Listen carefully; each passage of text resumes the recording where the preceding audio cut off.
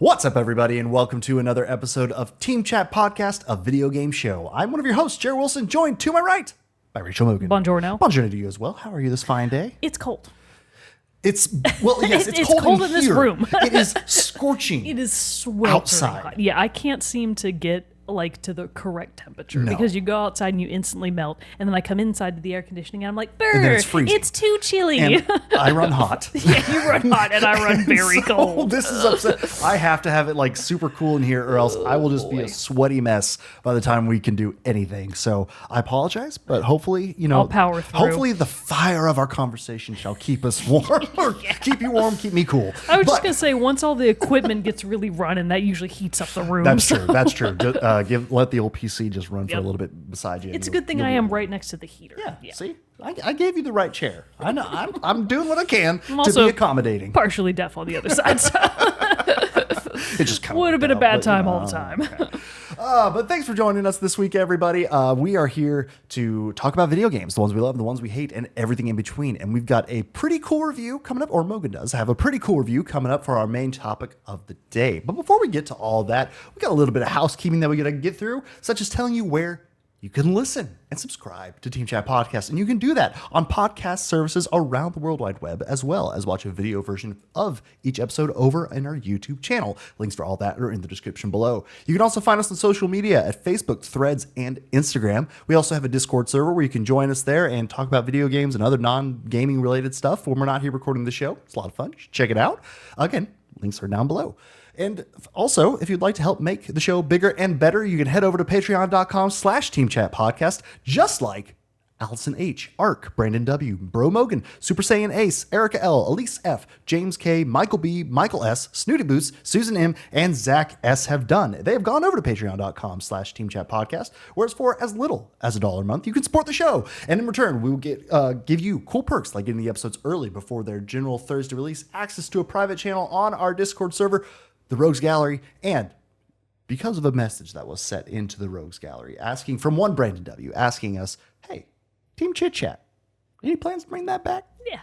We do. Yeah, it's coming back. It's we coming. were just talking about it due to your questions spurring us on. It had just been A lot of life stuff happening that made making anything extra very difficult. And so now it's that some of that stuff has gone by now and has been a little bit easier. We have the time again to dedicate to making Team Chit Chat, because it was very fun to just have these like side conversations where we talk about things that not related to gaming at all. We talk about shows, talk about books if we read one.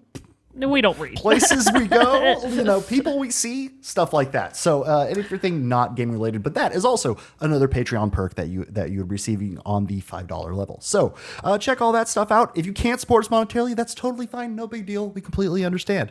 There are a lot of great free ways you can support the show, such as telling your friends, writing us reviews wherever you're listening to or watching the show, and comment on the YouTube commenting. videos. That's the other one. That's a really easy one. You don't even have to write anything. You can comment with emojis. Yeah, just be like thumbs up. Or a thumbs down. Yeah, thumbs down if you don't like it. But let's be real. I feel like a thumbs down with no text would be so infuriating. Right? Like, what about it? Which part? What about it?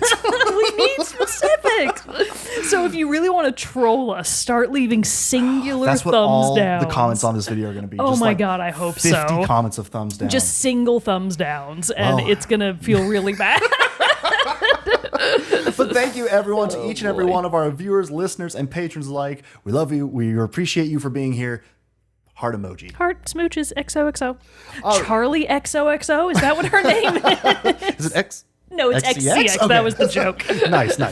All right. Well, we do have a little bit of news in our moment with Mogan in what's coming out soon. Okay, so as of this episode's air date on the 15th, Kena Bridge of Spirits is finally getting its port to Xbox Series X, NES, and Xbox One. Well, what a treat. If you haven't listened to our full review of Kena Bridge of Spirits, definitely go back and take a listen to that one, and more importantly, play the game if you haven't already. Not related to the news. Very good game. I did not know that news was on there. I forgot from when we read about it last week, but I was listening to the Kena soundtrack earlier today, and I was like, is it time for another playthrough? It's been a while. I haven't replayed it on my PS5. Yeah. Ooh. So I didn't have the performance upgrade the first time. Oh my God, yeah, it's so much better. You should. Anyways, Arco, ARCO, is coming to PC on the 15th as well. Odd Ada, Adada. I don't know how you pronounce this. It's the word odd and also ADA, all one word, is coming. Yeah, I like Adada. I don't know. Is coming to PC. And Black Myth Wukong, a more anticipated game by many people in our Discord, is coming to PC and PS5 on August 20th. I believe the review embargo should be lifting probably within a few days, so we'll start to see. Goodness, man. Birdie is getting Birdie's over somebody. here laying Oh, down, and she's heavens. starting. Oh, she's No woofums. she's giving somebody the business. That's your friend. You've seen them a lot. Hush. Okay. Anyway, Good dog. She was just really opinionated about Black Myth Wukong. she does not want to play it. Yeah, I do. It looks fun. She thinks it's going to be bad. Dustborn is coming out on the 20th as well for PC, PS4, PS5, Xbox One, and Xbox Series X. Tactical Breach Wizards is coming to PC on August 22nd. Concord is coming to PC and PS5 on August 23rd. Cool. End Zone 2 Early Access is releasing on August 26th, and I believe that gets us pretty well through next week. Oh, excuse me. World of Warcraft The War Within is launching big for expansion. I've been PC hearing about on that. the 26th as well. Almost missed that one. And Star Wars Outlaws. It's Later down the line. It's the 23rd. What? Yeah. What's not This on the list? That list is old then, because it's the 23rd. Okay, well, on the 23rd. Oh, it is out of date. They had it further down. Oh my god. Oh, maybe I'm wrong. Maybe it is the 30th.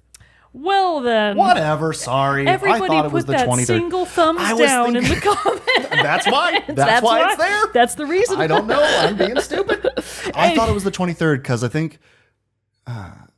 I don't know why I thought it was the 23rd. I just thought it was the 23rd. How disappointed would you have been when you woke up on the 23rd and no game came Very out? disappointed. That would have been so sad. I would have been very disappointed. like Christmas that didn't come. Yeah, that's exactly what it would have been. I'd be like, yeah, God damn it. I would get like just a sobbing call from you in shambles and tears. I would just send across the Discord just like 100 cow maladies and just emojis. And I'd be like, what happened, big guy? And I'd be like, my Star Wars game didn't come out today. Star Wars game didn't come out. All right. Well, those are some exciting stuff coming out soon, and I'll just keep waiting for Star Wars Outlaws another week longer than I thought I needed to. But we do have a bit of good news again coming out of the video games industry, and that's always great to hear. In that, Hi-Fi Rush IP and Tango Gameworks acquired by Krafton from Xbox Studio will no longer be shut down. That is a headline from IGN from August 12th, this news came out. Adam Bankhurst. What a name. Is the author. So Krafton... So close to bank heist. That's true. What a bummer. Man, yeah, what a missed opportunity. Man, missed opportunity there for sure. Just change your name, bro. But Krafton is the publisher of PUBG, so the PlayerUnknown Battlegrounds.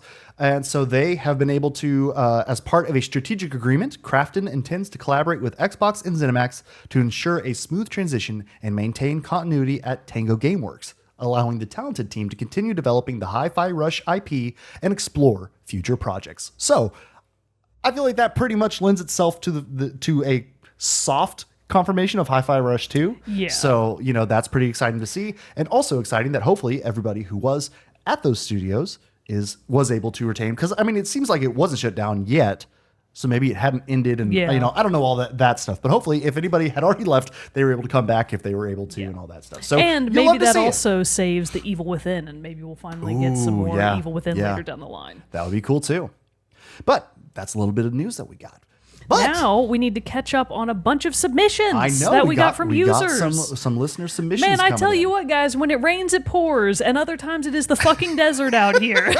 We want to hear your opinions. Sometimes we hear nothing from you for opinions for a very long time, and then other times we get a lot. But we do have some submissions from everyone following up on our biggest surprises episode that we had last week. Starting off, Brandon W. He says, I know this is probably a boring choice because it's a big AAA game, but the game that surprised me the most in recent years is Final Fantasy VII Remake. And not just because of it's a quality game, which it is. What surprised me the most was the risks the developers took with the story. They could have easily followed the original story and no one would have even batted an eye. But they went the extra mile to tell a new story within the context of the original Final Fantasy VII.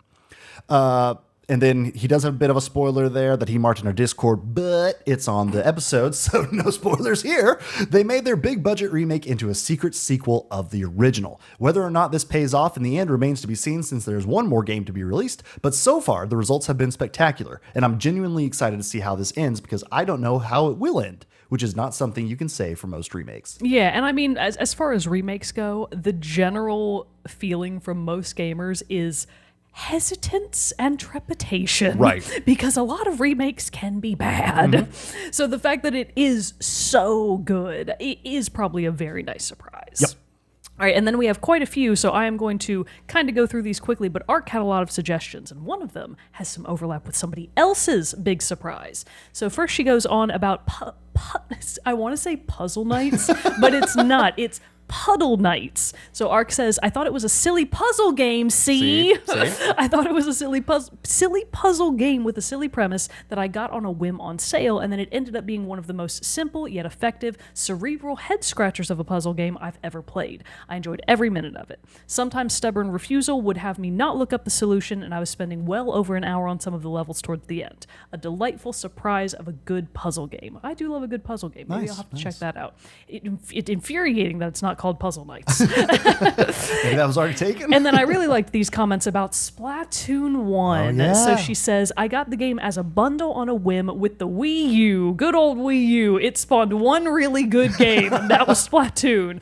I was curious with some of the ads I watched and pretty much immediately was completely engrossed with it. It was the first ever shooter game I played with motion controls, and I absolutely loved just how intuitive it was with the map jumping mechanic and movement.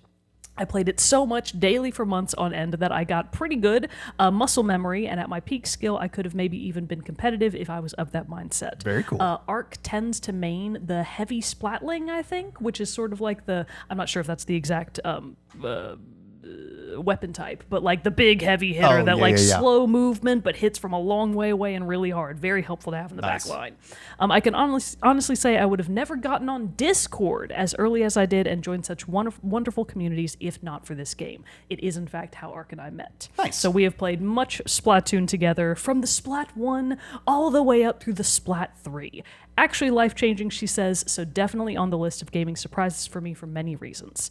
And then both Ark and Bro Mogan had some overlap. Both of them mentioned Year Walk, which was, I think, one of my rapid-fire honorable mentions. Year Walk, Bro Mogan says, didn't know what to expect, had a weird, trippy, great time.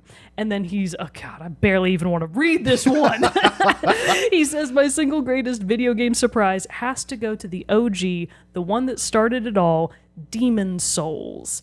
I bought that game on a whim after reading a preview that described the most bizarre things. Like, it's single player, but there's online? People can invade you and or help you? It's confusing. When you die, you lose all your stuff unless you can get back to where you died? And it's really hard but fair, ? Hard games were not fair back in Grandpa's day. It's true. It's true. It's just hard to be hard. It make you feel bad. Nowadays, every game and their brother tries to imitate those things, but back in 2009, Demon's Souls was truly unique. It feels dated compared to newer games, and the remake could have been better, IMO. But I still find Demon's Souls charming because of just how bizarre and original it is. And rounding out the bottom of the list, Fuchsia. What remains of Edith Finch for me? As soon as she said that, I was like, man. Yeah, that's a good one. That's a good one. So she says, I had heard high praise for it, but still went into it knowing nothing about it beyond that, and I think I knew it was about death in some way because I'm pretty sure someone recommended it to my for my cozy games about death video. I was just absolutely blown away with how each story was completely different. Totally agree with that. Yep. In both tone and style, and was absolutely captivated. What Remains of Edith Finch was fantastic. That's a great choice. It was a great. That is a good choice because that was even a surprise for me. I think we played it. It was PS Plus or something. Yeah, maybe? yeah. And we picked it up to do a review on it. PS Plus, and we were like, sure, let's try it. And then same thing. Like I kind of was like, I don't know how this is gonna be. And then by like a few minutes in, hooked. Yeah, it was totally great. hooked. And then Fuchsia also mentions Oxenfree, the first one. She still hasn't played the second one, although it was a few years ago now, so I can't say exact specifics on why. But I was just enthralled by that game. Great cool. Suggestions all the way around. Wonderful to hear from everyone. So thank you for submitting. And again, if you want to hear, we would love to hear from you. If you have your own questions, topic ideas, or other like submissions based on topics like these from previous episodes, we would love to hear from you. So send us an email, teamchatpodcast@gmail.com. Jump over into our Discord and talk about it with us there, or even leave us a comment wherever you're listening to or watching the show. We'd love to hear from you. But before. No, there's nothing else before. It's time for the main topic. We're ready. We're here. We got there. So we have a really cool, great topic, and it's actually somewhat of a revisit of a game. It really is, and for good reason. It's been so long that we talked about this game been a before. long time. I am very curious because I only know like little tidbits and from little things that you've talked about already, but I know that you revisited this game with a fervor recently. Yes. So tell us about the game that you've brought for us. I mean, truly just like grabbed by the throat and dragged back into Dishonored bodily. I just on a whim. I think I had just kind of gotten out of my Coral Island phase. Yes. And I had really kind of burned myself out on it. And I was like, I need something that is as far from a life or farming sim as I can possibly get. I don't know what I want though, and also I don't want to spend money on a new game. What do I get? And I think I was just like, oh yeah, I own Dishonored 2 on disc.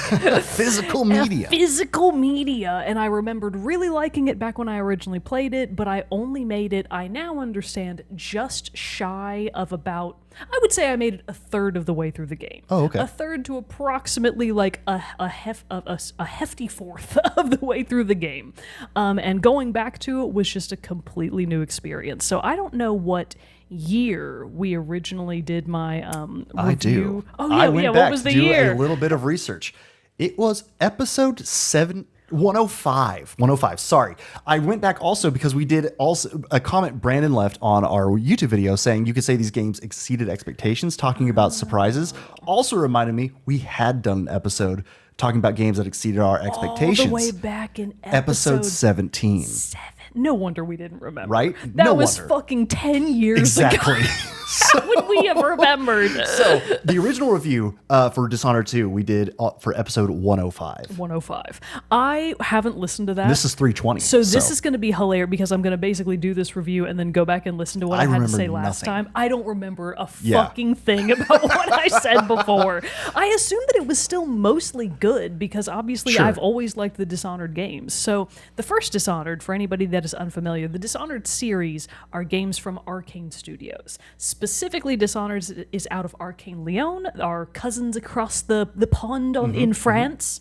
And the original Dishonored game came out in 2012 for the PS3, and then eventually it got a port to the PS4. And I don't know if you recall, but back when I got a PS4 for the show, specifically to play Overwatch, actually the first game that I bought for my PS4 wasn't Overwatch. It was Dishonored 1 for the PS4 because I just picked it up in the GameStop. It was used. Yeah. It was $14. Good price. And I was like, I need a game for this system that I am buying. So that's how Dishonored got into my collection. And boy, what an off-the-cuff choice to be an absolute slam dunk. Nice. So Dishonored 1 is fantastic. And just to give you a little bit of backstory about the games, because they are very heavily connected narrative and story-wise. Dishonored 1 takes place in the London-adjacent city of Dunwall. It's a fantasy setting, but it's very clearly modeled after more or less England and later sort of Greece/Italy in the later games. But the first game takes place entirely in the city of Dunwall, which is under siege from the rat plague. And they have just had their empress murdered. That puts a damper on your It empire. sure does. And unfortunately, the Empress was real buddy-buddy with her royal protector, Corvo. They were secretly lovers, gasp! And everyone it's rumors abound that perhaps the young Empress-to-be, Emily, is actually Corvo's daughter. Oh. Shock and awe. Spoiler alert, she definitely is. But in the first game, that's not entirely confirmed. It's very heavily hinted at. But so Empress Jessamine Caldwin gets murdered. Corvo gets ousted because everybody thinks he did it. He gets framed for the crime. Oh, no. And the young Emily Caldwin, the princess, now Empress-to-be, I think she either gets kidnapped very briefly and you quickly recover her, or maybe I think some other dudes recover her. And then you go meet up with them and you team up with these other guys that you think are helping you. So Corvo's whole quest on the first game is basically just to re-secure Emily's throne and take out everybody that had anything to do with Jessamine Caldwin's murder in the process. Okay. And you can do that in a variety of ways. You can do it very lethally. You can do it total pacifist run is possible in this game. You can do it completely non-lethally, full kills all the way, however you want to play, or a mixture in between. It's not one or the other. That's nice to have you can options. you can do whatever you want, play any way you want. You also have the option to either play the game with supernatural abilities or to play it without them. That's cool. Called no powers runs, and thankfully those carried over into Dishonored 2 as well. But in the first game, I never even touched the no powers run because I was like, who would fucking want to play the game without powers? Maybe half, or maybe not even half, probably about a third, like you, of the first Dishonored game. And yeah, the powers, especially the teleport one, the powers are so fun. It's called Blink. Blink, yes. So this is actually, let's flash forward then to Dishonored 2 because this is where the story picks back up. I think it's been canonically, I want to say approximately 15 years after the events of the first game. So Corvo is once again the royal protector, but it is now very well known that he is Emily Caldwin's father. Yeah. And Emily Caldwin has ascended the throne officially as Empress.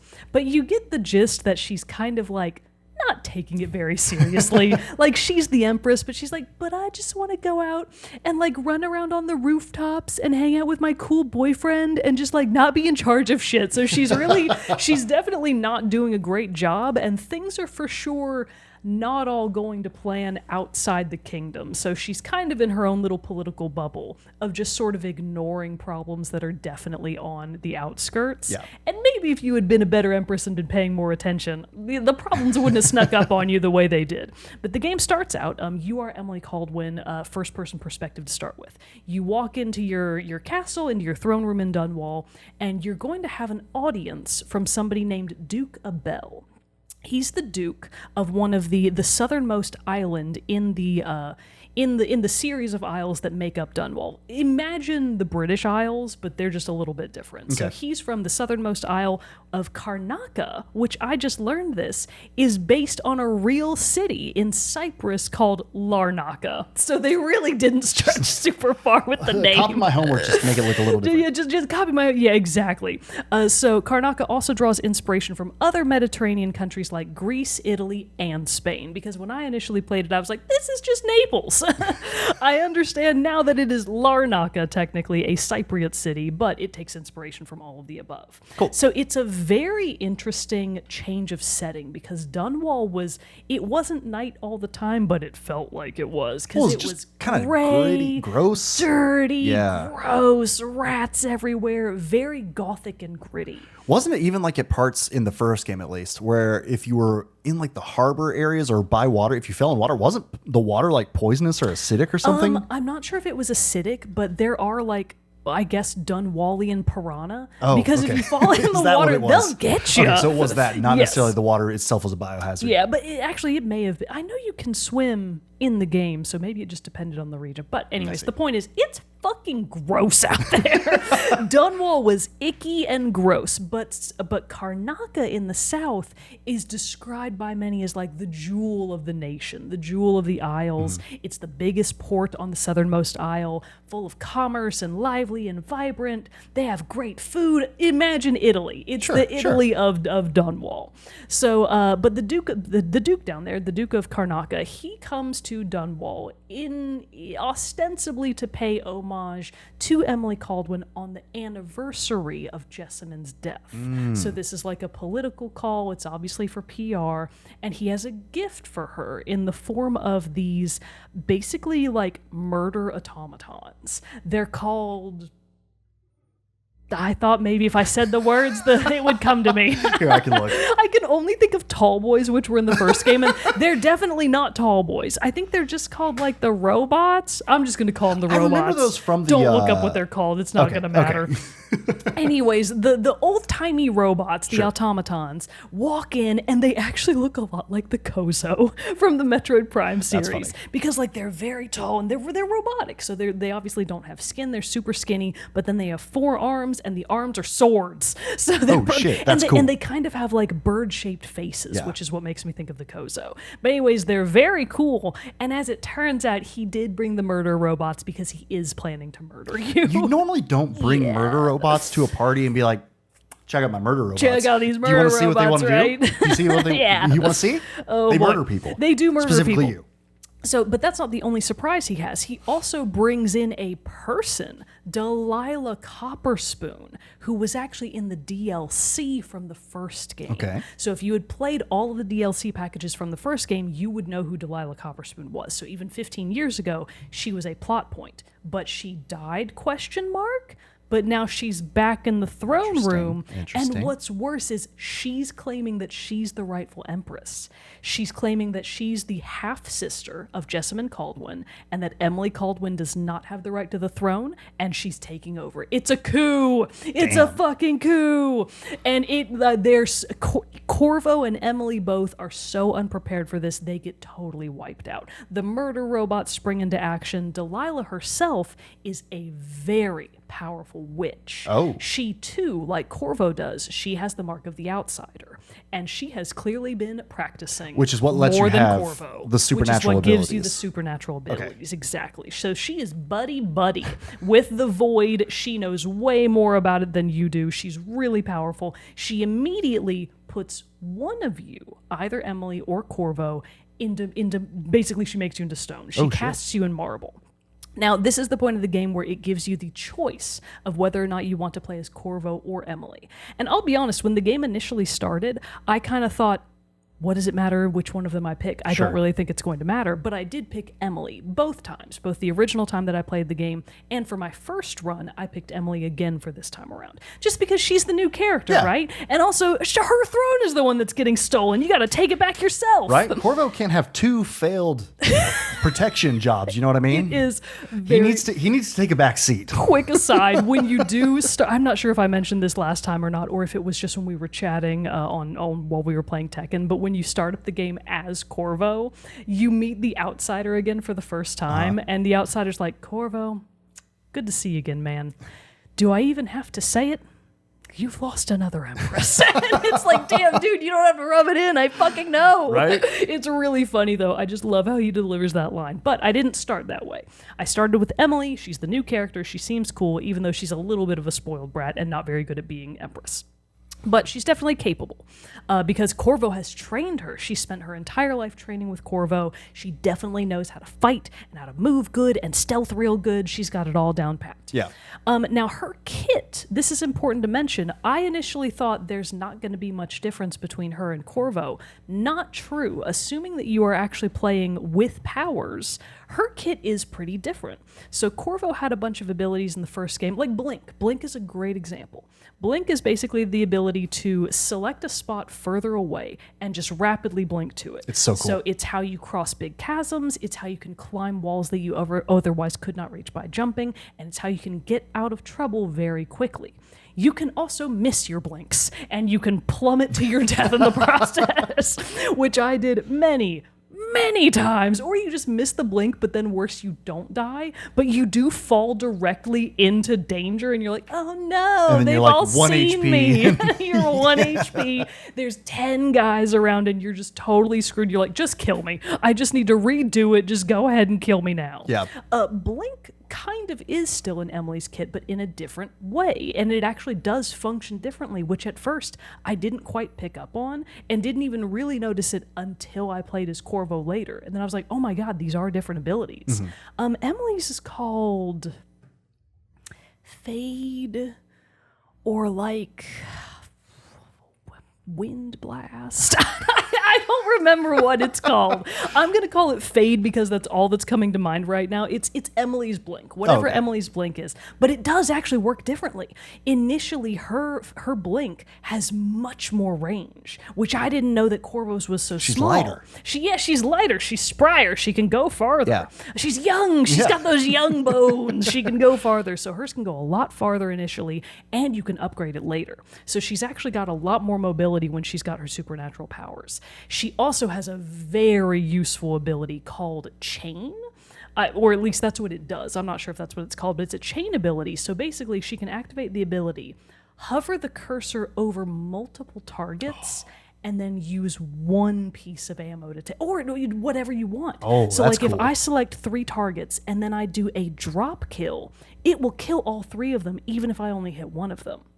It also works. That's pretty cool. It also works for your non-lethals. So sleep darts, you can sleep dart 4 guys at once. For the 4 for the price of 1. In this economy, who can say no to that? Or you can do like non-lethal takedowns. So if you select a bunch of people and then do a choke out on just one guy, it still gets all of them. So it's extremely helpful for no matter what type of run you're doing. Helpful for lethals, extremely helpful for non-lethals, because sleep darts always only have 5 ammo, whereas like your crossbows and your pistol bullets, you can upgrade those like to the max and you'll never run out. But sleep darts, oh, those are hard to get. Those are hard to get out here. So that's pretty sweet that, like, you know, because I feel like a lot of times in games where you do have the ability to choose a different character, or like, you know, how it's like in like Assassin's Creed Valhalla, you choose male Eivor or female Eivor. But they're exactly the same. Exactly the same, except for the, you know, the look of the character and usually the voice acting too.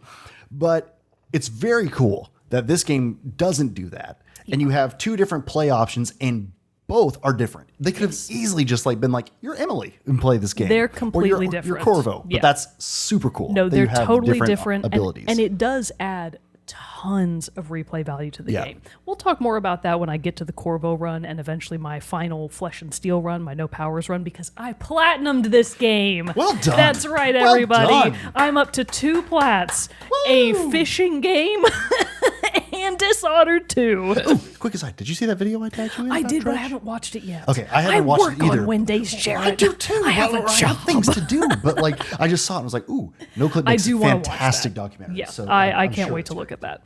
But anyways, so there's so much replayability. You can play the game 1,000 times, I feel like, and get totally different experiences every time, depending on the choices you make. So let's rewind a little bit. That's a rough overview of the mechanics. It is an action-adventure game with many ways to play, and as Emily, you are going through a series of missions that each have a target. So for example, in her first mission, she's basically trying to solve the puzzle of who is Delilah Copperspoon really? Is she actually my mother's half-sister? More importantly, how do I take her down?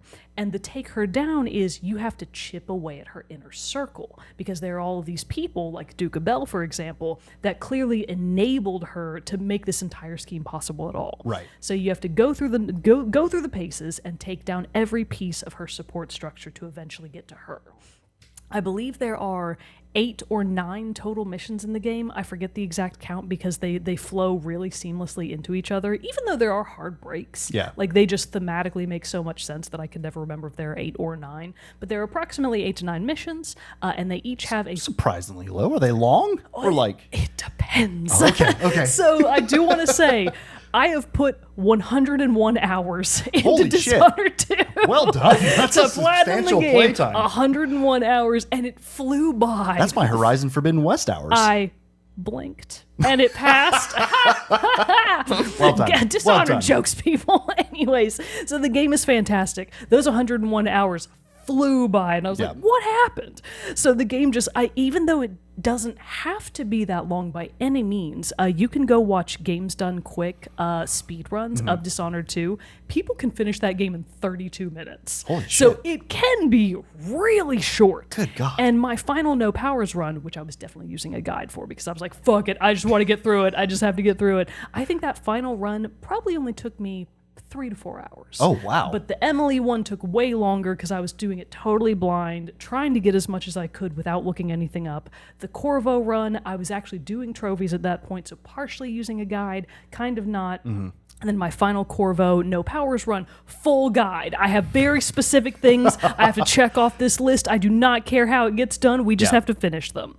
But with the Emily run, so you start out going through the Addermeyer Institute, which used to be a solarium for, rich people with fake problems to go and take the waters and recover their senses. But it has fallen into ruin, just like everything else in Karnaca, because Duke Bell has really really forsaken a once great city for his own gain. So it's well known. Bad guys have a way of doing that. Bad guys have a way of doing that. It's well known that he throws lavish parties for him and his rich friends at his fancy new palace, while everybody else in Karnaca is suffering. There are blood fly infestations everywhere. There aren't a lot of rats in Karnaca, but there are blood flies. That's gross. And they do, just like in the first game, the blood flies are either worse or less bad depending on whether or not you are doing a high chaos, aka very kill heavy run, or a low chaos, aka pacifist run. So on my Emily run, where I was high chaos, kill them all, I'm going to kill everybody. Because I was like, I'm not going to do what I did in Dishonored 1. I'm not going to do a full pacifist run. I'm going to go through and I'm going to shoot people in the face. And it was very fun, but oh my God, the blood flies. Like, having played the two different versions, I now realize how much harder the game was for myself than it had to be. So you got to go to the Addermeyer Institute to find somebody called the Crown Killer. And it winds up being a poor doctor that accidentally gave herself like a Dr. Jekyll, Mr. Hyde complex. Oh. So she has actually been out and about murdering people, right? Like grisly stuff. Wait a minute. I think I did this in Best Video Game Moments. Yes. Yeah. This sounds familiar. It was a good one. And doing it again for the second and third and fourth and fifth times, it just kept being just as good. Yeah. So you get to the Addermeyer Institute, you eventually figure out that Dr. Hypatia is the Crown Killer, and it's still an excellent reveal. But this time I was like, I'm just gonna kill her. I'm not gonna fuck her out this time. I don't care that if you save her, that she in turn goes on to save thousands of lives with her research. I'm like, no, you murder, I murder. So she died. And then once you figure that piece out, she gives you some clues, obviously posthumously, to the next step of the puzzle, which is regaining Sokolov. So Sokolov makes a comeback. He was a major character in the first game. He's sort of like a mad scientist. Yes. Yeah. You meet him pretty early on, right? Yes, you meet him super early on in Dishonored. In Dishonored. There's two of them. Oh, okay. Pietro is one of the researchers, and then you go get Sokolov, and they put their brains together. Okay, so maybe I only figure saw out great Pietro new. then. Oh, okay, gotcha. Well, they are both very cool. So Sokolov rules. I guess Pietro died because he's not in the second game. Whoops. Well, Sokolov is just more important, and Sokolov has thematically been Emily's mentor. So obviously, after the events of the first game, Sokolov and Corvo are real buddy-buddy, and Sokolov is a genius. He's the genius of his time. So he has obviously been guiding Emily on her path to Empress, but he's been kidnapped by the Crown Killer. Oh, no. So you have to figure out, what did she do with him, because he wasn't at the Addermeyer Institute. But oh no, now you know that he's been placed into the hands of Kieran. I remembered it on my own. I didn't have to look it up. Of Kieran Jindosh, the new mad scientist of his generation. Okay. He's the one that made the Clockwork Soldiers, which is what they're called, which I remembered on my own. Yeah. The Clockwork Soldiers. I'll just call them automatons because that's easier for me. But he's made the Clockwork Soldiers. He's an incredible genius. He's also incredibly cruel and one of Delilah's inner circle. So this is actually the mission where I left off. So Okay. I played the first mission, which is just Emily getting out of Dunwall my first time around. And then I also played through the second mission of Addermeyer Institute. And then I think I made it about halfway through the Jindosh mission, but didn't make it to his mansion. And just for some reason, I stopped. I was going to ask, do you remember why? So I think that in my original playthrough, I wasn't doing high chaos. I think I was doing pacifist run. Mm-hmm. And I think it was really hard. Oh, okay. I think I was having a hard time. And it was just like feeling I don't know. I think I was just having a little bit of a harder time with it than I thought I would. And just for some reason, I put it down. I'm sure probably just another game came up and I just got sidetracked and never made it back to it. Because my old save file, which was still there, last left off in 2018. Oh, damn. So it has been 6 years, you guys, since I revisited this game. But this time, I made it to the Jindosh Mansion in pretty good time. And I'm so glad I went back to it, because this is when all the new stuff started happening for me. And the Jindosh Mansion mission so hard to say, by the way, is so incredibly fun. So it's a mansion, right? But Jindosh is a clockwork genius. So there are levers in every room of the house. Oh, yeah, this that is... you can, and then like pieces of the room move, new pieces slot into place, and you get completely different layouts. This level is made for you. Oh my god, it was so you love fun. puzzle stuff like I this. love puzzles. I love this shit. And when you get into the foyer originally and you get into the first room, actually as soon as you pull the first lever, Jindosh, I guess, has surveillance and he can see you. So he'll come over the PA system that he has in his crazy mansion and he'll be like, oh, you don't have an invitation. I see I have an uninvited visitor. And he's clearly like, he doesn't know he's in super fucking danger because I'm going to kill his ass when I get up there. He thinks you're still doing a pacifist run. He's just playing games. So yeah, he thinks I'm still on the pacifist run, but he is so wrong. I'm here to really murder him. So he basically just wants to test out his clockwork soldiers on intruders. So when you pull the first lever, it reframes the entire room and puts a clockwork soldier right in the middle of it. And if you're not fast enough to get around it while the room is moving, which you can do. Ooh. That's the speedrun strat. That's is that cool. you pull that first crank, and then while the room is reconfiguring, you can hop your way up a series of little ledges that come around while the room is moving. And then if you can aim a crossbow bolt perfectly to blow up part of the security system that's below the floor, it can blow out one of the walls of light, which prevents you from getting to the other side of the mansion. You can run all the way to the other side of the mansion, to the elevator, kill Jindosh at the elevator before he ever gets to his office. It's so cool. Incredible. It didn't work for me. Was not that successful. I watched the video. I tried it for about 30 minutes, and I was like, never mind. I'm just not good enough for this. But some of those speed running strats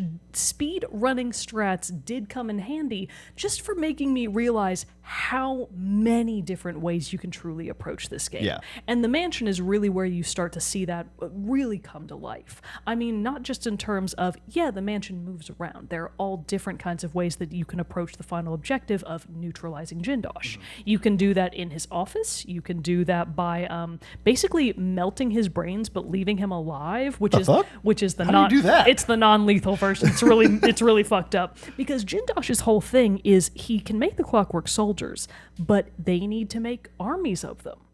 And they're really, really expensive. So Delilah and Duke Bell are breathing down his neck to figure out a way to make these things cost effective, because otherwise, how are we going to take over the literal world, which is what Delilah ultimately wants? So he has kidnapped Sokolov to torture information out of him, which he has horribly already done by the time you get there. You do rescue Sokolov, but he's real messed up. He has been through it. The man is already in his 70s at least. So it's elder abuse. Elder abuse. It really is. It's quite terrible. But so that entire mission is neutralizing Jindosh in whatever fashion you see fit and rescuing Sokolov. Okay. So you rescue Sokolov, you take him back to the boat, all according to plan. Everything's going great. The next mission after that is the conservatory. This one was super fun. So one of Delilah's key pieces of her inner circle is an occultist named Brianna Ashworth. She seems... I actually didn't kill her. In my Emily run, I thought she was so cool. I was like, I can't bring myself to kill you. I can take away your powers and neutralize you, but girl power, right? I can't kill you, but this Barbie loves murder. So I just couldn't kill her. I left her alive, even though perhaps living was worse than death in this case for her. But the conservatory mission is so fun because each of the missions is essentially laid out as generally 2 to 3 kind of main parts. So there's usually an initial area, which is typically part of the city. And you usually have a couple of smaller objectives that more or less get you to the next part. Then the next part is probably another little environmental puzzle of, okay, now I've got this new thing going on and I have to figure out like a security code, for example, or find out, a new path to get around XYZ thing to make it to the mansion, for example. And then the mansion is the final part. They all go like that. So with the conservatory level, You do a little bit of the like black market stuff. You can rob a man. It's really cool. And then you go to the next part and you have to figure out how to get through the hordes of security, either by killing everyone, which is what I did, or by sneaking in if you're doing a fun Corvo sneaky run. But then you get into the conservatory, and it's called a conservatory, but it's basically like the British Museum. Oh, okay. So it's full of all this cool random shit, and like the world of Dishonored is very fantastical. So you get into sort of the main museum area, and there are these huge like stuffed owls, but they're not exactly owls. They're just kind of looking like owls. Like there are all these there's giant stuffed turtles, like taxidermy turtles. Yeah. Very cool shit all over the place. And of course you can climb on all of it because it's all part of the built environment. Everything is fair game in Dishonored. So it's just really fun times, and it is also full to the, look at this dog. Bird, Look what's she at this doing? good She wants to talk bird. about Dishonored. She just wants to talk about Dishonored. She said, I heard you talk about owls and turtles. I understand I that am it a is- bird as well. She is a bird. Yeah. Sweet baby bird. Good job, birdie.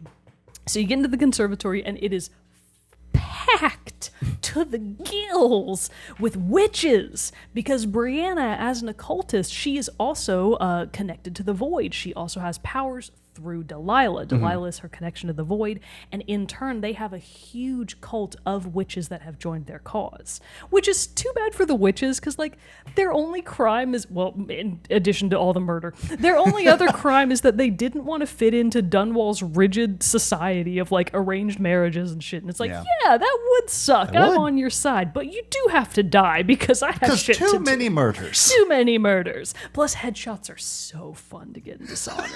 They are so satisfying. Like I want to say every fifth kill, more or less, you get like a dramatic slow-mo shot of you absolutely destroying somebody. And I love it's that touch so in games. fun. If you're doing a melee fight, you'll like snap a dude's kneecap in, and then while he's on the ground, you take your sword and you cut his head right my off. God. Or sometimes, like if you've already knocked somebody to the ground, Emily will just cut their entire body in half. The fuck? And it's terrible. It's absolutely horrible. Like heads literally roll, body parts are flying all over the place. The game does not mince words, as it were, with the lethals, with the lethal takedowns. They are so fun. And I wasn't trying to be sneaky at all. So every room I was just like, how's it going? John Wick in it. Just John Wick in it is the exact right way to say it. Just balls to the wall, go as hard as you can. Shit, I'm out of bullets again, and now I'm dead and I have to start over. Yeah. And I died a lot. I think my final death count at the true end of the game was in the hundreds. Oh, wow. I died. I mean, most of it was me missing jumps. But some of it was happens, actually dying in combat. Can't be perfect all the time. Other times, like, I didn't necessarily need to die. I just wanted a do-over. I was like, I know I fucked it up. Just go ahead and kill me. I want a do-over. I've already wasted enough ammo. I know I can do it better. Missing shots. I can do it better. That's exactly the impetus there. So you go through the conservatory, murdering witches every which way. Every which way that you can to finally get to Brianna. You neutralize her as well. Her entire storyline is super duper fun. So you knock her out, and then you get to this next part was so fun. Okay, so this is actually another. Oh, I did kill him, but it was by accident. Oops. This one was a whoopsies. I was like, oh, sorry, dude. So then you get to this very mysterious, not final, but this penultimate, super mysterious dude of the inner circle named Aramis Stilton. Mm-hmm. He disappeared 3 years ago. Something happened 3 years ago, and you've been figuring this out through conversations, through cutscenes in the game. You've been piecing together that this guy, Aramis Stilton, was apparently a really cool dude. He was head of the silver mines in Karnaca, which is their main source of industry. It's where Karnaca gets most of its money, in addition to its port activities. And he was generally very well respected. Like the silver mine, the Silver Miners Union, they really liked him. He took care of his people. He was generally a really good dude. Mm-hmm. And then he disappeared. And Duke Abel took over management of the mines, and things have gotten bad. The shifts are going too long. There are loads of accidents in the mines. They're being pushed too hard, all for Duke Abel to fund his orgies and his parties at the mansion. So things are going real bad. But you know from other people's hearsay that Aramis Stilton might not necessarily be dead. It's just that his house has been basically walled off in like a compound. And Jindosh built a fancy door with like a super crazy lock on it that no one can figure out how to unlock. It's basically a puzzle lock. And this is so fun. So when you get to Jindosh's lock, the Jindosh lock door, this is one of the examples of like, oh, I love these two options. So this part of the mission is you can figure out how to unlock the door in 3 different ways. So you can either solve the riddle. Like the riddle is right there. So when you get to the door, you open up basically like a little post box, and there's a riddle inside. And if you read the riddle, it's like, okay, Lady A, Lady B, Lady C, Lady D, and Lady E are all having brunch together. And you basically have to figure out which person in the puzzle has which item and match them up perfectly on the lock to open the lock. Okay. If you just solve the riddle, you can skip the entire middle portion of the game. Of that level. I was like, what? Of that level. Damn, that's a shortcut. But you can still, yes, it's a huge shortcut, because if you can't solve the riddle yourself, and I didn't even think about trying, to be fair, I didn't even go to the lock. I was like, I just know it's over there. I'll figure it out later. So like on my second playthrough, I was like, bitch, I could have just solved the riddle. So much faster. I didn't even know. So anyways, it's very formulaic once you figure out the formula, but fun fact, the riddle is slightly different for every playthrough, so the answer isn't always the same. Yeah. So like even if I had remembered my answer from my Emily playthrough, I wouldn't have been able to reuse it for my Corvo playthrough because it would have changed. The same thing goes for things like safe locks. In a lot of cases, the safe locks are randomized, so you can't just rinse and repeat all of the information that you gained from your initial runs because it changes. I love that. I mean, that's good too, because especially if it's a game like this that like is going to reward the completionist in doing the platinums, trophies, and everything like what you did. If it's the same, like, sure, some games are that way and they're still fun to replay, but like adding in those little bits of differences throughout. It just makes it so much fun. Yeah. But I didn't know that on the Emily run. And also, over here were a bunch of dudes that needed killing. Understandable. Other priorities. Yeah, so you storm into town, and it's a town in chaos, because without Aramis Stilton's stabilizing presence, they are just in absolute disarray. So you basically have to either get rid of some dudes that are super religious, which I definitely killed them first, and then you also have to get rid of the gang members that are holding the other side of town. Anyways, I killed all of them, so it didn't matter. Cool. But you get to Aramis Stilton's manor, and you basically find out that he's lost his mind, because whatever happened 3 years ago, he saw something that drove him insane. Oh. So you have to figure out what he saw. But to do that, you need to go back in time 3 years. Oh, shit. Oh, shit. That's cool. The outsider rolls up and he's like, well, hey there, bitch. I was going to say, so I guess at this point, too, Emily also has the mark of the overseer. She does, yes. So she's met the outsider. Outsider, sorry, not overseer. Does the outsider then have like a thing like after the first mission or whatever where he like gives it to her like he did Corvo, or does he? Okay. So anytime in the game when you find runes, like at these little altars basically, you get a little outsider cutscene. Oh, okay. So the first time you do it, the first time you get pulled into the void and you get your first runes, the outsider shows up and he's like, hey, I know your dad. And then you're like, okay, whatever. Cool. Give me the powers, buddy. Chop, chop. I got people to kill.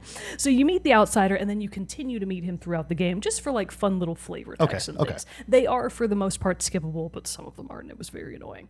Anyways, so you meet you meet the outsider again in Aramis Stilton's manor, and he gives you a mission specific item that lets you go back and forth between time. It's so cool. Oh, that's my really God. Cool. So basically, the way that it works is so cool. So you hold it in your hand, and you can either hit L2 to jump between the times at will, as long as there's nothing blocking your path. So let's say, for example, that I want to get into the vault, but in my time, it's blocked off and I can't get in there. It's not blocked off in the past. Oh, so I go back 3 years ago, I get into the vault, but oh man, okay, so I actually can't get past this huge statue. But maybe if I flash forward back again and break something, it will change the future. and now I have a new That's option. pretty sweet. Oh, it's so fun. Like, that's a lot of like sandbox play It is that you get to have. There's so much you can do with it, and obviously it gives you. So the other thing that it does is you can sort of flip open like a little viewfinder, more or less, and you can see what's happening in the other timeline. So you can, This game thought of everything. You can get a little sliver of window of what's going on in the other timeline, so Yeah. you can scope out where enemies are. You can scope out whether or not a door is open or closed on the other side. Yeah. And then you can just flip back and forth, so you can roll up behind That's a guy, pretty cool. stab him in the back, and then when his buddies all notice, you're already gone. You're back in the present. You're either in the present or the past. It really doesn't matter. It is all just stupid fun. That's pretty sweet. And the way, so either the lethal or the non-lethal is if you allow Aramis Stilton to go to the seance, which is how Delilah Copperspoon got revived. They held a seance to bring her back to life. So he had to sacrifice his mind. So, yeah, well, they didn't have to. That was like optional. So he Just chose for extra flavor. he just happened to be like an unlucky host. He just really got unlucky. And I actually was trying to save him, but I fucked it up. Oh. So he wound up still attending the seance, and he done lost his mind. So anyways, you either save him by preventing him from going to the seance, or you don't. Either way, the point is you see into the past to figure out what Delilah did to come back to life. Because I kind of skipped over an important part. Delilah is immortal. You cannot kill her. Okay. Even if you got to her, unless you did something to make her mortal again, you would not be able to eliminate her. Got it. So this Aramis Stilton piece of the puzzle was the absolute crucial one to figuring out how to actually kill Delilah. So question then. You're at the seance. You're watching the seance happen. You see Delilah being revived. You can't just run down there and like stick a knife in her again real quick and It's then like jump back. No, because basically at that part of the house, they essentially like tore open a rip between reality and the void. Okay. So at that part of the game, you can't really go back and forth that way. You're kind of stuck because it's like a nexus of energy and things can't really, they just can't go one way or the other. But Delilah does see you. So you're watching the seance and she comes back to life and she's like talking with her buddies and then she's like, wait, we're not alone. Oh shit. Now, she doesn't know whether it's Emily or Corvo, but she's like, I see you. I know why you're here. You're here to watch me return. Well, don't worry, bitch. I'm going to kill you anyways when you get to me. So it's super fun. You're like, oh, shit, she knows I'm coming. This fucking sucks. So anyways, you get out of here, Miss Stilton's house, and you lose your fancy timepiece. I kind of thought they were going to let you keep it. That would have been wild. And I was like, this game is so broken. I'm never going to die again. No, they don't. I guess that So would be a little too OP, but that's pretty sweet. I know. I was when I got to my inventory and saw it was gone. I was like, no, my timepiece. This sucks. But so the penultimate mission then is Duca Bell's mansion, and he has a body double. So this one is also super fun because part of the puzzle is figuring out which one's the real Duca Bell. Yeah. Because if you kill the wrong one or neutralize the wrong one, either you block off your non-lethal path if you accidentally kill the body double, or you just sort of alert everybody in the mansion and make your job 10 times harder. Right. But you know the body double is a smoker. How do you know? You listened in on maid conversations. And you also know that Duca Bell himself is in a pissy mood up in his office. But they can move around. And on different playthroughs, he might not be in his office. He might be downstairs in the dining room. He might be out in the throne room. So you have to figure out where each of them are and who's who, and then basically go confront them about it. Or you can just snipe him from a rooftop way far away, which is what I did. I was about to say. I just sniped him. I was like, "Chow, bye, bitch!" And then you go into. So after you neutralize him in one way or another, you get his vault key. You go into the bottom of his vault. You open it up. That's where Delilah's soul is. So the reason she's immortal, she pulled a Voldemort. She separated her soul from her body. So you basically trap her soul in an item you have called the heart, and you're like, "All right, bitch, I'm gonna put your soul back in your body, and then I'm gonna kill you." And that's exactly what you do. So you've neutralized Duca Bell. It's your final run, your triumphant return to Dunwall. Nice. And the city is looking bad. So you spent the whole game then at this point in Karnaca. Yes, you okay, spent so the this one is whole not game in really at Karnaca. all in Dunwall. Only the very first mission and the very last mission are Okay. in Dunwall, which I thought was so fun because nice. Karnaca was just such a different vibe. It's bright, it's sunny, it's colorful. Even though it is a city in decline, it's a totally different environment. And then you go back to Dunwall and you're like, God, I fucking live here? This place blows. So how many areas then are in these? Are there 4? Did you say? There's Dunwall, there's Karnaca, but then within each of the, at least within Karnaca, there's the Institute, there's the Jendosh Mansion, there's the Conservatory, there's Duke of Bells, and Aramis Stiltons. There are 5 distinct areas of Karnaca that you're exploring. Well, I was more asking because like if they've established other areas like in the lore of the game and everything, and you know them, like does that mean potential Dishonored sequels could happen in those areas? That's what I'm saying. That's what I'm saying. Because there's the, I forget what, so the isle that Dunwall is located in is called Gristle. And then Karnaca is located on whatever its isle is called. I actually forget what the main island is called. That's the city. But it's, Serkonos. Okay. You're in That sounds Serkonos. very, God, I very feel like Greek. I've been doing it wrong the entire time. I think I got them swapped somewhere Restart. along Let's the just- way.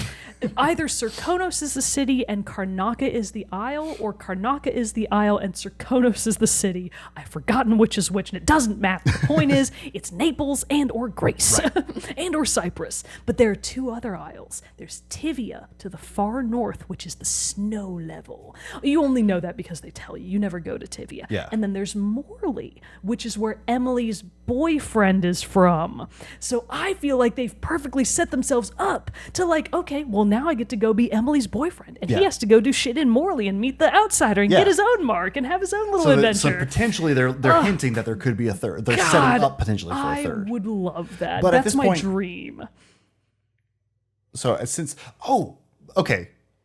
I guess technically then there is kind of a third game because they confirmed that Deathloop takes place in the same universe? Ooh, I think they did. I thought you were going to mention Death of the Outsider. Oh no, that's the DLC. Right? Yes, because it's or not like really DLC. for 2? It's its own game. Oh, okay. It was not sold as DLC for Dishonored 2. It's kind of its own mini Dishonored game. So like it was too big to be DLC, but too small to really be considered by most fans a standalone game. So it was this weird middle ground. I feel like it's kind of like maybe not to the full extent in terms of like hours put into it, but kind of like the in between Far Cries. They'll do like they did Far Cry 3, then there was like the shorter like Far Cry 3 Blood Dragon, then there was Far Cry 5, and then Far Cry New Dawn or something like that. Yeah, They were, I like, feel like that's a good comparison. quasi sequels, but Yes. like yeah. Yeah. But anyway, so you get to the final level, final Dunwall. You're racing back to your castle to take back your throne, and you can approach this level so many different ways. And this was actually so fun. I missed it in the Emily playthrough. I did my entire Emily playthrough, I would say, was very linear in terms of I mostly took the sort of prescribed path. Sure. As far as what I could see, I occasionally took a few shortcuts. It's a very vertical game. Like you can get high and you can find all different kinds of new paths to take just depending on how observant you're being. With my Emily playthrough, I was just killing people. I was not being super observant. I was just trying to get there as fast as I could and kill as many people as I could. But on my Corvo run, I figured out something really fun. So, of course, when the game starts, you're in Dunwall Tower, where the first game takes place. And then, of course, when you come back to Dunwall, it's the same castle. It's the exact same. The floor plan is exactly the same. And if you recall from Dishonored 1, the way that Corvo initially escapes the castle is by going through the hidden passageway in the fireplace. And if you remember that it's there, you can actually, again, you can cut out a huge portion of the mission. Write this down for by whatever I play. by going and finding the fireplace. You have to kill a witch to get to Sure. it, or just sneak behind her and be really quiet about it. You get to the fireplace, and I totally forgot about it on my Emily playthrough. I was right at that fucking fireplace, and I totally forgot. But the fireplace is a direct route to the throne room, which is where So you you're can, like, fighting completely back bypass. to get. You can completely bypass. Wow. Huge sections of the level, because if you open up the fireplace and go through the safe room and get spit back out of the throne room, you can just kill her right there. And in my Corvo playthrough, with the Corvo playthrough, that was incredibly helpful because that was my pacifist run. So I was like, how the fuck am I going to get there without killing anyone? Yeah. This place is crawling with hounds, witches. It's absolutely inundated. There's no way I'm going to be able to do it. Didn't have to. Just had to go through the back door, literally. You just had to take the secret passage. And it's like, this game. Because they don't tell you. The game doesn't tell you about the fireplace. You just have to remember that was a thing. You had to remember from the first Dang, game. that's a pretty good little There's actually a wall sconce that if you turn the sconce, it opens the fireplace. That's cool. Like, oh my God, that's such a fun detail. I was losing my mind when I figured that out. I was like, I'm so fucking stupid. I played the game wrong the first time. I knew I should have done the pacifist run. So the TLDR is you neutralize Delilah in whatever way you see fit, and you have succeeded. Emily gets her throne back, and on my high chaos run, so it gives you like an ending cutscene, right? And it will show you sort of what happens to each of the characters after the game. So on my High Chaos Emily run, it's like, wow, Empress Emily Caldwin came to be known as like the massacre of Dunwall because you just murdered everyone. Just fucked so much shit up. And then because you've eliminated both the Duke of Serkonos and his body double, who was his viable replacement and who was going to be like the good guy Duke. He was basically going to replace the Duke and be like, I've had a change of heart, everybody. I want to be a good guy now. No. But if you eliminate both of them and you were evil the whole time, Corvo goes back to being kind of a bad dude, and he rules from Serkonos as Duke, and he's like, bad news, baby. It's like, oh no, Corvo. Wow, what a twist. And then, like, even though you rescued Sokolov, he's so dejected, he's so jaded by the world that he just goes off to the far north to Tivia to die in silence. Yeah. And it's just so, it's like, oh, I really fucked it up. I really didn't do good.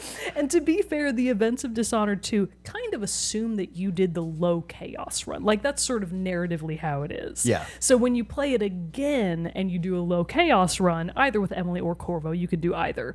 The ending is, and good Queen Emily ruled forevermore with the Lord Protector at her side, and all was well, and the Duke had a change of heart, and Aramis Stilton, who lived this time and didn't go crazy. The mines were back in order, and it's the good ending. Yeah. It's the good ending or the bad ending, depending on how you did, and it's so worth it. That's the point I want to get across. It is absolutely worth it to play both routes because they are both just so distinct, so fun. Each of their different powers is actually really game changing. And then of course, if you play it with no powers, it's a completely different field all over again. Play Dishonored 2 3 times. It is totally worth it. I don't know how much money I spent on Dishonored 2 back in the day, but it honestly wasn't enough. I should have paid $200 for this game. You got 100 hours out of it. I got 100 plus whatever I did last time. Yeah, that's true. So conservatively, 120 hours, because I think I was having a hard time the first time around, and I wasn't going very fast. But anyways, the TLDR, Dishonored and Dishonored 2 are two of the best action-adventure / action stealth games ever made, and I will die on this hill. It kind of sounds, honestly, that it's a little bit more, it's like a first-person similarities, I guess, in like play style and mechanics and whatnot, but like it's almost like a first-person, it is, but first-person Hitman game. Yeah. And like how those levels are set up, or the same thing. You like not very many levels in the game, but there's so many different options for how you can accomplish your goal. Exactly. And that's really cool, especially like because Hitman, you have to at least kill the person at the end. I don't think that's ever a negotiable thing, but you can try to do like pacifist runs in that. There are also disguises you can pick up, different ways to go, corridors, shortcuts, like what you're talking about with the fireplace and stuff. So that's really cool to see it as like, obviously a more, not fantasy, but like, well, I guess it's fantasy, in a sense, with all the supernatural abilities and stuff Corvo like that. can possess people. Yeah, it's fantasy. If you upgrade his powers enough, actually one of the trophies is called Circle of Life. Yeah. You have to upgrade his possession skill to max, which takes like 1,000 runes. Oof. But you have to first possess a rat, then a fly, then a hound, then a fish, then a human, in any order. You basically just have to possess all 5 creatures before your possession skill runs out, and you get Circle of Life. Oh my god! There's a couple of specific places in the game where you have to have the guide to know that, I right? had to have the guide, and I still fucked it up a few times because I wasn't fast enough with it. I did remember that from the first Dishonored game, that you could possess the rats. Oh yeah, and then like stick a trip mine on the rat, and then have it like run into a room. We didn't even really talk that much about the various weapons, but there are so many douchebag moves you can do in that game by just being so uncool with your spring mines and your stun mines and your explosive bullets if you upgrade your pistol to max. It's so fun. This honestly has made me want to revisit these games, because I played Dishonored 1, like I played it on PS3, so it's been a long time, and that was still in my, like, I still talk about how I have to overcome my button mashing and just like bullheadedness running through stuff. I was definitely still playing Dishonored that way. It was not working out very well for me, and I think that's probably why I dropped it. But I don't know, like all the details, the different stuff with like the time jump mechanic, that's really cool. Like that whole level is like one of the game highlights. This is so really fun. Like upped my interest in it a ton. You should really go back and play. I think everyone should. Everyone should play Dishonored 1 and 2. They hold up. Do they? Well, because go ahead. They have such a unique graphic style. It's really actually kind of cartoony in a way, but like a gothic cartoony. Yeah. Because actually, if you look, sometimes you'll catch a guard like with his head in his hands, and his hands are literally the size of his head, and you're like, buddy, your hand's okay there, because they're sort of like not fully proportional to human life, but they're not supposed to be. They're supposed to be bigger than life, sort of outside life, uncanny even, because you're in this uncanny valley, void, supernatural power situation. And it fucking holds up. That's awesome. Those games look good. They sound good. The kills satisfying. The non-lethal takedowns not as fun, but still satisfying. It is just they are two, I dare say, nearly perfect games back to back. There's almost nothing that I can think about for Dishonored 2 that I want to complain about, except for the tiny handful of non-skippable cutscenes. On your third playthrough, those are very annoying. And they're probably long. And they're fucking long. But other than that, nearly perfect games. So does this encourage you then, because like I was saying, like Deathloop, they did quasi confirm is like in the universe. Do you think you'd ever try it? I might. We played the demo, but would you ever try Prey again? Ooh, yes. Actually, because Prey feels maybe a bit more. It did make me think more about Prey. Okay. So I feel like either Prey or Deathloop. But first I have to do Death of the Outsider. So I've got one more. That's true. Oh, because you didn't play that yet. I haven't played that yet. Oh, okay. So I actually have it because it was free on my PS Plus, whatever it was. Yeah. So I'm gonna wait a little while. Yeah. Try to let myself come down from the. I don't want to burn out on it. Basically. Sure. But it's there, and it's because I haven't played Death of the Outsider before. It could be Game of the Year. Just saying. Never know. You never know. It could be. the really underdog dark horse from 6 years ago, whatever it was. Dishonored, Death of the Outsider. Well, Death of the Outsider would have been either probably 2019 or I don't know when Death of the Outsider came out. Because 2 was the first one was 12, right? Yeah, the first one was 12. The second one I think was 2016. Okay. And then Death of the Outsider probably came out in either 17 or 18. 2017. Yeah, Death of the Outsider came out in 2017. So it was already out when I had first stopped playing Dishonored 2, and I just didn't come back to it.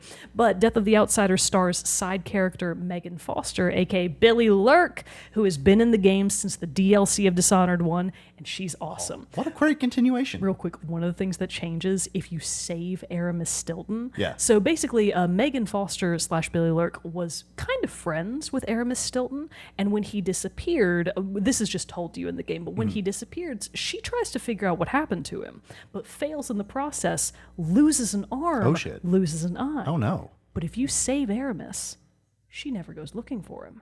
You come back to the ship, she's got an arm, she's got an extra eye, and you're like, what? And of course they don't know. Yeah. Nobody in the present knows what you did, so you're like, oh my fucking God, I gave you arms back. Man, that's good continuity details too. That's so awesome. Cool. Oh, it's so fun. Anyways, Dishonored 2, what a blast of a game. Everyone should play it. How good for you that you went back to try it again. I can't. What was I fucking thinking that I didn't finish it? It's just like that happens all the time. I just talked about recently that like I finished up Dragon Age Inquisition. That game came out in 2014. That game has been out for 10 years. I just finished it. I started it when I first bought it, got to like one of the first main areas, did a few things, played and then just fell off of it. Picked it up like 6 years later, fell off of it again. And just now did I actually finish it. So it's just sometimes the time's just not right until it's right. Not to sound old on main, but honestly, replaying Dishonored 2 made me have that very distinct thought of, they used to make games good. They used to make them real good. Games used to not be corporate shitholes. They used to make them for the good of the game. Like, Dishonored 2 is such a shining example of just a perfect crystallization of what makes a good video game. Yeah. And good for speedrunners. You can play it in 32 minutes, presumably. If you're good at speedruns, yeah. Zip through Just, I don't know how. Fucking beyond me, but good luck. I don't understand how that I mean, speedrunning literally, stuff works. It's nuts. I've had brunches longer than that. But God, please, if you go back and play Dishonored or Dishonored 2, let me know. I am obsessed with these games. It honestly made me want to start writing continuation fan fiction. Look for that. Yeah, look for that on fanfiction.net. Oh, incredible. Super glad that you were able to go back to the game and that it exceeded your expectations, Arkane per se. Lyon, surprised you with how great it was. And so that's awesome. But yeah, as Mogan said, if you have played Dishonored 2 or Dishonored, Death of the Outsider, any of the Outsider games, or Deathloop even, like, let us tell us what you thought of that game too. I can't talk. You were doing all the talking. I'm tripping all over myself right now. But let us know what you thought of these games. If you liked it, if you didn't, let us know by sending us an email at teamchatpodcast@gmail.com, commenting below wherever you're listening to or watching the episode, joining with a Discord, talking about it with us there. We'd love to hear from you. But with that, everybody, that concludes. I almost said continues, confirms. It's concludes this episode. My Dishonored adventure will continue, but the episode is over. The episode is concluded with that. And so we will see you all next time for another great episode. Until then, my name is Jarrett Wilson, joined by my co-host, Rachel. Adios.